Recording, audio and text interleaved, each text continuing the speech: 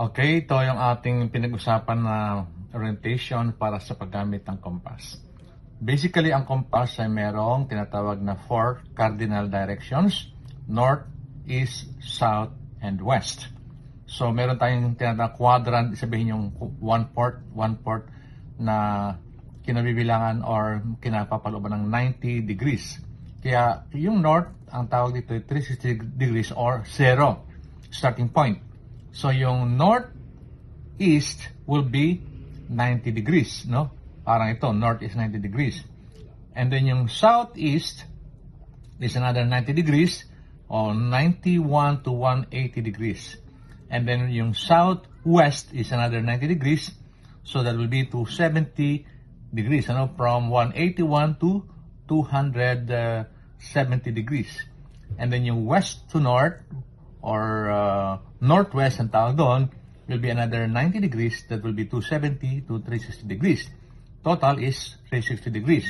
Kaya pag sinasabi natin repentance, kaya para makarelate tayo, is 180 degrees, ano? Yung opposite. Okay, dako tayo dito. Ito yung first quadrant, northeast, southeast, southwest, northwest. Yan ang makikita natin dito. So, pagdating natin sa actual, okay, dito tayo sa actual. Dapat ang hawak kasi nito ay nakagano para hanapin true north. Yan. Kaya, assuming, para lang ating pag-aral natin, assuming, ito yung ka-arrow sa loob, meron dong arrow, and then may number sa loob na 360 degrees yan. Ignore mo muna ito number kasi ito sa military. Ang iyo lang titingnan yung north, east, merong east dyan, merong south, opposite na north, then west. So, kung ating titingnan, ayan, dapat ay tatapat yung ating pointer yun dun sa magnetic north.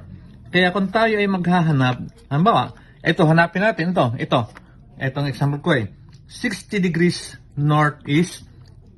Alright? Yung 30 paces, mamaya, ibig sabihin na yung hakbang yan. Malaking hakbang, equivalent to 1 meter yan. 30 hakbang mula dito sa starting point mo. 60 degrees northeast. So, natin mong 60. Nasaan ang 60 diyan? So, yung 60 ay nasa range ng, eto, 0 to 90. So, northeast ang tawag doon, ano? So, nasa sa northeast quadrant yan. Kaya yun yung 60, oh. So, ang gagawin natin, pipihitin natin ngayon itong ating pointer para nang sa ganon ay yung yellow, itong pointer nito ay tuturo sa 60 degrees. Yun. Ayun ang 60. So, tuturo natin. So, ang direction mo will be this direction. Yan, no? 60 degrees northeast. Okay? Gets? 220 degrees southwest naman. So, dahil ang southwest ay nasa sa quadrant ng 181 to 270, ibig sabihin nandito siya, di ba? Southwest. Ito yung south, ito yung west.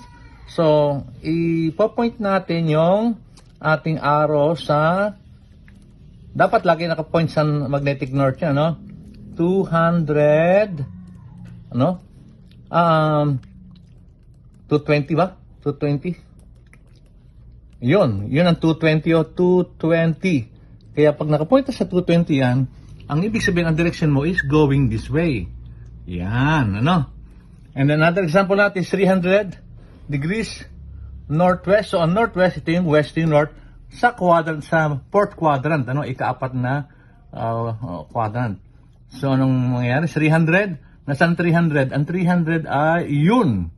So, gagawin natin, ay ipopoint natin yung ating pointer sa 300. Yun. So, makikita mo, mayroong highlighted na yellow yan 300. So, ang direction mo ay going this way. Okay? So, ang last natin is 140 degrees southeast naman. So, ang southeast ay nasa sa third, second quadrant, no? Ito, yung southeast, sabihin, first quadrant, second quadrant. So, sakop yan ng, yun, ang 140, o yun. So, ito, ipopoint natin ngayon yung ating,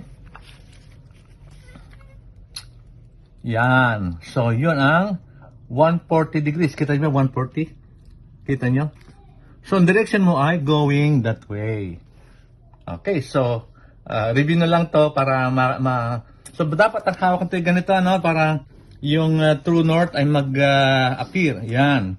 Ipo-point natin yung arrow, yung red arrow sa true north. Ano? Minsan na kinakailangan mabuti. Yan. Bago mo gagalawin yung base. Kung saan mo man yan gustong i-point. Dapat yun, yung highlight na yun ang magtatapat dun sa ating gusto hanapin. 60 degrees yan. 60 degrees. So, ibig sabihin, 60 degrees northeast. Yan ang east eh. So, doon ang iyong direksyon. Okay? Clear? Review natin.